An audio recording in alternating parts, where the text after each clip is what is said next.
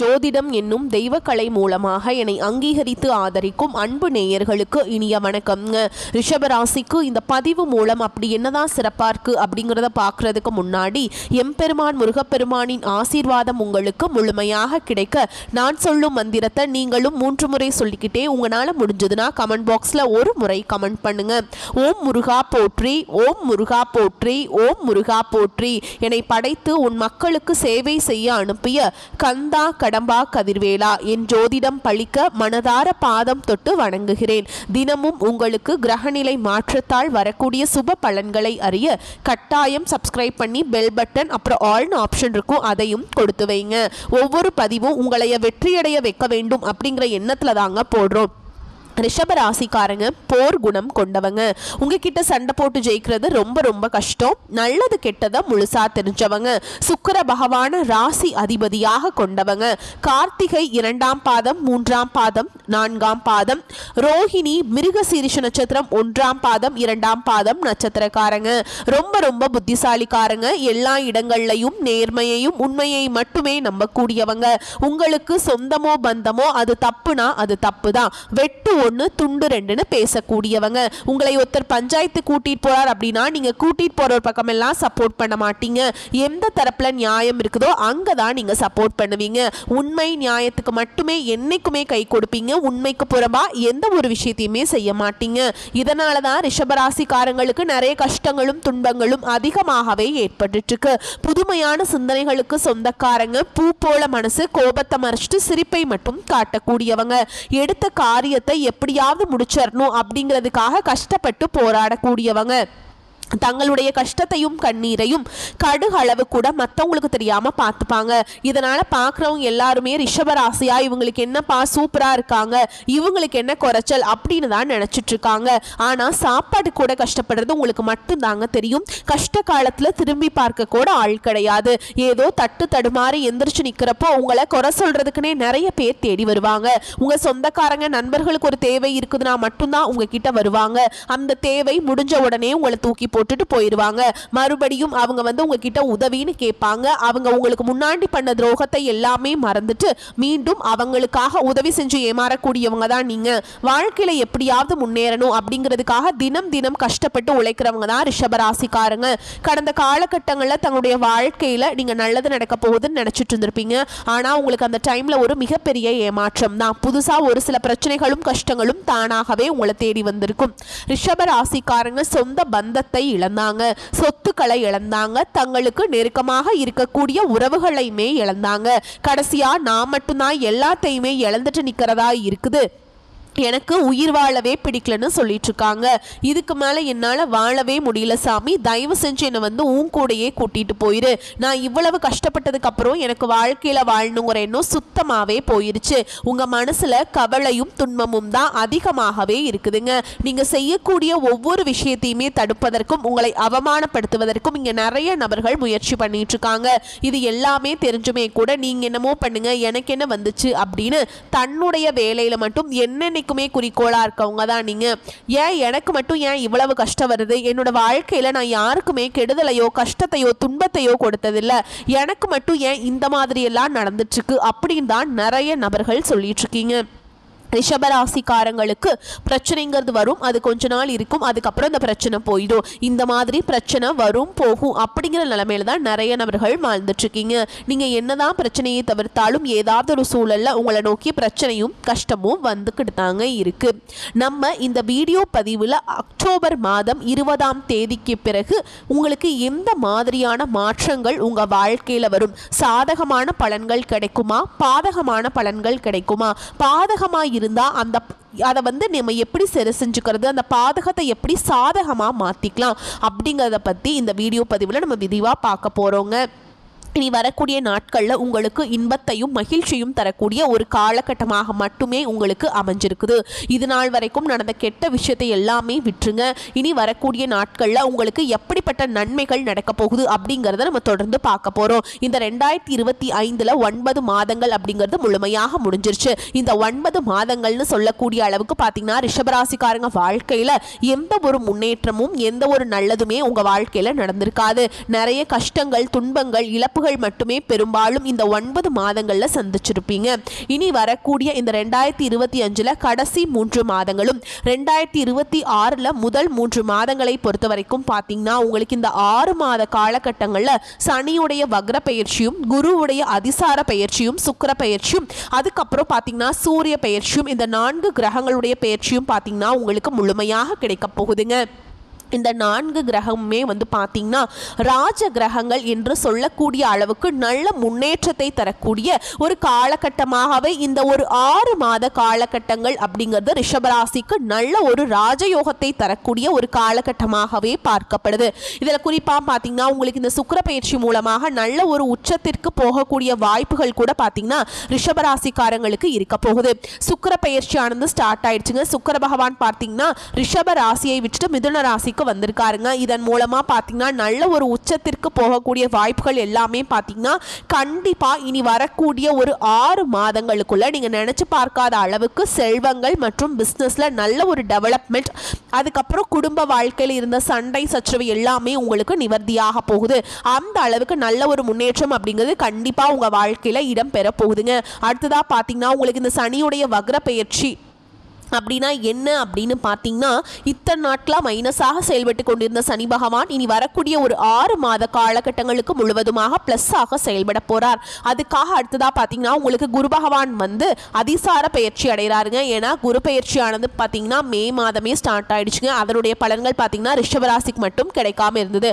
இப்போ இந்த குருவுடைய வக்ர பயிற்சி மூலமாக ஒட்டுமொத்த குரு பயிற்சி பலன்களும் உங்களுக்கு முழுமையாக கிடைக்கிறதுனால நல்ல ஒரு பொருளாதார முன்னேற்றம் அப்படிங்கிறது வரக்கூடிய நாட்களில் உங்களுக்கு முழுவதுமாக ஏற்பட போகுதுங்க. கடந்த காலகட்டங்களில் நல்ல ஒரு வேலைங்கிறது கிடைச்சிருக்காது. ஏதோ ஒரு கிடைக்கிற வேலைக்கு ஒரு 10,000 சம்பளத்துக்கோ 15,000 சம்பளத்துக்கோ பிடிக்காத ஒரு வேலையை குடும்ப கஷ்டத்துக்காக வேற வழியே இல்லாமல் செஞ்சுட்டு வந்திருப்பீங்க. ஆனால் இனி வரக்கூடிய நாட்களில் நீங்கள் படித்த படிப்புக்கு ஏற்ற மாதிரியும் உங்களுக்கு பிடிச்ச மாதிரியும் நீங்கள் ஒரு அரசாங்க வேலைக்கு ட்ரை பண்ணாலும் சரி, இல்லை ஒரு ஐடி ஜாபோ ப்ரைவேட் ஜாபோ பேங்க் ஜாபோ நீங்கள் எங்கே வேலைக்கு ட்ரை பண்ணாலும் அந்த ஜாப் அப்படிங்கிறது உங்களுக்கு நிச்சயமாக கிடைக்க போகுதுங்க. கோர்ட்டு கேஸுன்னு ரொம்ப நாட்டில் அலைஞ்சிட்டு இருக்க நபர்களுக்கு விரைவில் உங்களுக்கு சாதகமாகவே தீர்ப்பு வரும். சொத்து பிரச்சனையும் உங்களுக்கு சாதகமாகவே முடியும். சனி பகவானுடைய பார்வை உங்களுக்கு நேரடியாகவே இருக்குதுங்க. இதன் மூலம் வருமானம் அப்படிங்கிறது பல வழிகளில் வரும். தொழிலில் லாபம் சற்று அதிகமாகவே கிடைக்கும். அரசியல்வாதிகளை பொறுத்த வரைக்கும் புதிய பொறுப்புகள் புதிய பதவிகள் எல்லாமே தானாகவே உங்களை வந்து சேரும். ராகு கேதுவால உங்களுடைய செல்வாக்கு உயரும், உடல் ஆரோக்கியம் மேம்படும், சங்கடங்கள் நீங்கும். மறைமுகமாக உங்க தொழில் வாழ்க்கையிலும் சரி இல்லற வாழ்க்கையிலும் சரி நிறைய நபர்கள் வந்து தொல்லை கொடுத்திருப்பாங்க. இனி அவங்களுடைய தொந்தரவுங்கிறது முழுவதுமாகவே இருக்காதுங்க. கடந்த காலகட்டங்களில் நீங்களும் ஒரு கம்பெனியில இரவு பகல் பார்க்காம உழைச்சிட்டு இருந்திருப்பீங்க. உங்களுடைய சொந்த கம்பெனியா நினைச்சு வேலை செஞ்சிருப்பீங்க. ஆனா உங்களுக்கு இது நாள் வரைக்கும் சரியான ஒரு அங்கீகாரம் அப்படிங்கிறது கிடைச்சிருக்காது. உங்க கூடயே வேலைக்கு வந்திருப்பாங்க, இல்ல உங்களுக்கு அப்புறம் வேலைக்கு வந்திருப்பாங்க. அவங்களுக்கு நிறைய சலுகைகள், அதிகமான சம்பளம் வாங்குவாங்க, நல்ல ஒரு ஹையரான பொசிஷனுக்கு போயிருப்பாங்க. ஆனால் நீங்கள் எப்படி போய் வேலைக்கு சேர்ந்தீங்களோ அதே மாதிரி தான் இன்னைக்கு வரைக்குமே இருந்திருப்பீங்க. ஆனால் இனி வரக்கூடிய நாட்களில் உங்களுக்கு சம்பள உயர்வு, பதவி உயர்வு, உங்களுக்கு மேல் இருக்கக்கூடிய அதிகாரிகளுடைய ஆதரவு முதற்கொண்டு உங்களுக்கு கிடைக்க போகுதுங்க.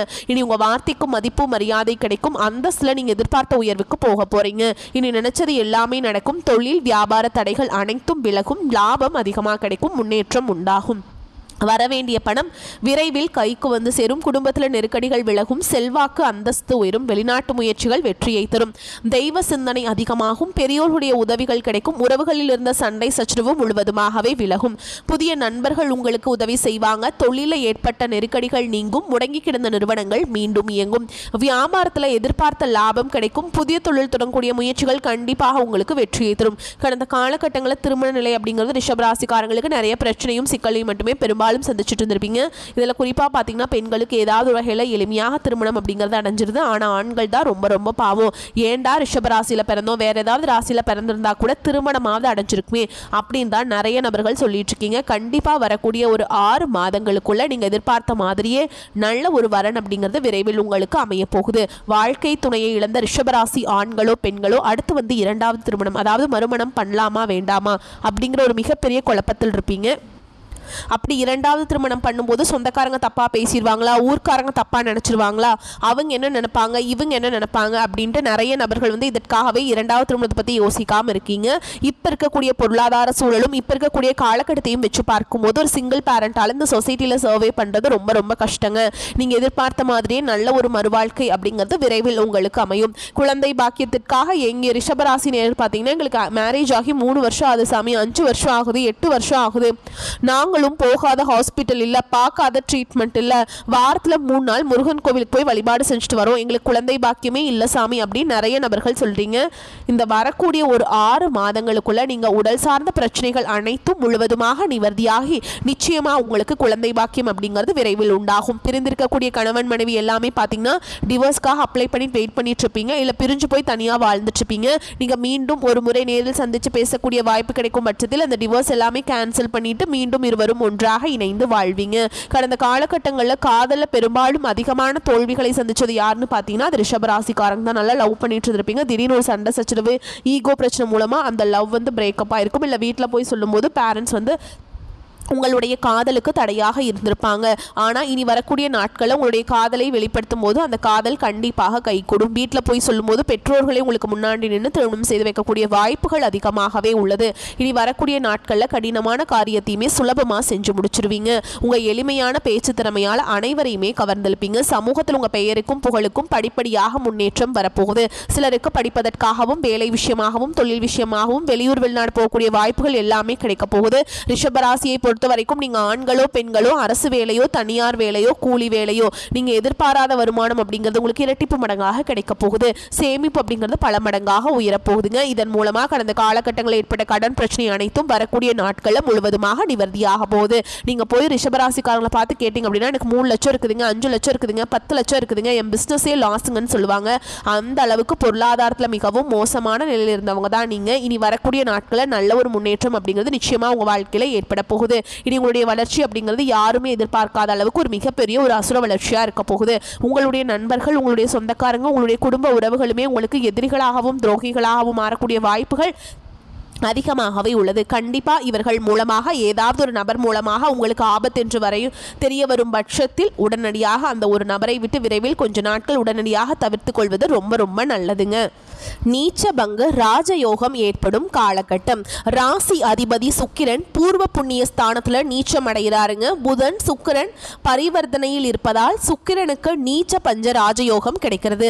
திட்டமிட்டபடி சுபகாரியங்கள் பிரம்மாண்டமாக நடந்து முடியும். தீபாவளி போனஸில் அழகு ஆடம்பர பொருட்கள் வாங்கி மகிழ்வீங்க. திருமண முயற்சிகள் சாதகமாகும். காதல் திருமணம் நடக்கும். உயர்கல்வி மற்றும் திருமணத்திற்கு தேவையான கடன் பொருள் உதவி கிடைக்கும். குலதெய்வ பிரார்த்தனைகள் நிறைவேறும். வீடு வாகனம் சொத்து போன்றவற்றில் ஏற்பட்ட இழப்பு விரயங்களை ஈடு செய்வீங்க. வீட்டிலும் வேலை பார்க்கும் இடத்திலும் நிம்மதியான சூழல் நிலவும். தாய் தந்தையின் ஆரோக்கியம் மகிழ்ச்சியை தரும் விதத்தில் இருக்கும். மனக்கசப்பில் பிரிந்து சென்ற உறவுகள் உங்களை புரிந்து மீண்டும் உறவை புதுப்பிப்பாங்க. முறையான திட்டமிடுதல் நிரந்தர வெற்றியை குவிக்கும். வெள்ளிக்கிழமைகள் மகாலட்சுமி தாயாருடைய வழிபாடு உங்களுக்கு பொருளாதாரத்தை மேம்படுத்தி கொடுக்குங்க. இந்த காலகட்டம் ராசிநாதன் சுக்கிரன் ராசியில ஆட்சியாக இருக்கிறாருங்க. தடைப்பட்ட பணம் கைக்கு கிடைக்கும். எதிலும் தயக்கமோ பயமோ இல்லாமல் ஈடுபட்டு வெற்றியை காண்பீங்க. அவசர முடிவுகளை எடுப்பதை தவிர்ப்பது நல்லது. விரும்பத்தகாத ஆசைகள் உண்டாகலாம். வீடு மனை நிலம் வாகனம் போன்ற சொத்துக்கள் எடுக்கும் முயற்சிகள் வெற்றியை கொடுக்கும். தொழில் ஸ்தானம் மிக பலமாக இருக்குதுங்க. தொழில் மாற்றம் உத்தியோக மாற்றம் போன்றவை உண்டாகலாம். எல்லா நட்பலன்களும் வந்து சேரும். பூர்வீக சொத்துக்கள் மூலம் லாபம் கிடைக்கும். தர்ம காரியங்கள் நாட்டம் அதிகரிக்கும். வியாபாரம் செய்பவர்கள் சற்று கவனமாக இருப்பது நல்லது. உத்தியோகத்தில் இருப்பவர்களுக்கு பதவி உயர்வு தாமதப்படலாம். வெளிநாடு செல்வதில் எதிர்பாராத சிக்கல்கள் ஏற்படலாம். கவனம் தேவைங்க. எதிர்பாலினத்தாரிடம் பழகும்போது எச்சரிக்கை அவசியம். கணவன் மனைவிக்கிடையே அடிக்கடி வாக்குவாதங்கள் உண்டாகலாம். அரசியல்வாதிகள் அடுத்தவர் பிரச்சனைகளில் தலையிடுவதை தவிர்ப்பது நல்லதுங்க. கடன் கொடுப்பது ஃபைனான்ஸ் போன்றவற்றில் மிகவும் கவனமாக இருப்பது நல்லது. கலைத்துறையினரை பொறுத்தவரைக்கும் வாய்ப்புகள் வந்து குவியும். பெண்கள் இந்த காலகட்டத்தில் எதிலும் மிகவும் கவனமாக செயல்படுவது நல்லது. சுகஸ்தான அதிபதி சூரியன் மிக பலமாக இருக்கிறாருங்க. மாணவர்கள் படிப்பில் கவனம் செலுத்துவது அவசியம். அவசியம். விளையாட்டுகளில் ஈடுபடும் போது கவனம் தேவை. மேலும் உங்களை பொறுத்த வரைக்கும் நட்சத்திர பலன்களை பார்க்கலாங்க. அந்த வகையில் கார்த்திகை நட்சத்திரம் 2ஆம் பாதம், 3ஆம் பாதம், 4ஆம் பாதம். உங்களுக்கு எந்த காரியத்திலையுமே அவசர முடிவு எடுக்காமல் இருப்பதும் வீண் வாக்குவாதங்களை தவிர்ப்பதும் நல்லது. திட்டமிட்டபடி காரியங்களை செய்து முடிப்பீங்க. பண வரது தாமதப்பட்டாலும் கையில் இருப்பு இருக்கும். ஓகேங்களா? அதே மாதிரி நட்சத்திரநாதன் சூரியன் சஞ்சாரத்தால வேலை தவறி ரொம்ப கஷ்டப்பட வேண்டிய சூழல் வருங்க. ஆனாலும் நீங்கள் அதிலிருந்துலாம் வெளிவந்துடுவீங்க. ரோஹிணி நட்சத்திரக்காரங்களை பொறுத்த வரைக்கும் வீண் விவகாரங்களை தலையிடாமல் ஒதுங்கி சென்று விடுவது நல்லது. மற்றவர்களுக்கு உதவும் போது கவனமாக இருப்பது நல்லது. குருவின் பார்வை ராசியின் மீதும் படிவதால் உடல் ஆரோக்கியம் அடையும். மனதில் மகிழ்ச்சி உண்டாகும்படியான நிகழ்ச்சிகள் நடக்கும். அடுத்ததான் மிருக சீரிஷ நட்சத்திரம் 1ஆம் பாதம், 2ஆம் பாதம். உங்களை பொறுத்த வரைக்கும் தொழில் வியாபாரத்தில் ஈடுபட்டு இருப்பவர்களுக்கு கடின உழைப்புக்கு பின் முன்னேற்றம் அடைவீங்க. எதிர்பார்த்த ஆர்டர்கள் சேரும். வாடிக்கையாளர்களை திருப்தி செய்ய கூடுதலாக உழைக்க வேண்டியிருக்கும். உத்தியோகத்தில் இருப்பவர்களுக்கு திறமையாக செயல்பட்டு பாராட்டுகளை பெறுவீங்க. உங்களை பொறுத்த வரைக்கும் பரிகாரம் வெள்ளிக்கிழமைகள் தோறும் அருகில் இருக்கக்கூடிய முருகப்பெருமானுடைய ஆலயத்துக்கு போயிட்டு 11 முறை வலம் வரவும். ஓகேங்களா? அதை பண்ணிங்கனாவே உங்கள் வாழ்க்கையில் இருக்கக்கூடிய பிரச்சனைகள் எல்லாமே விலகி போயிருங்க. வரக்கூடிய வாய்ப்புகளை மட்டும் கெட்டியாக பிடிச்சுக்கோங்க. வாழ்த்துக்கள். நன்றி, வணக்கம். வாழ்க வளமோடு நலமோடு.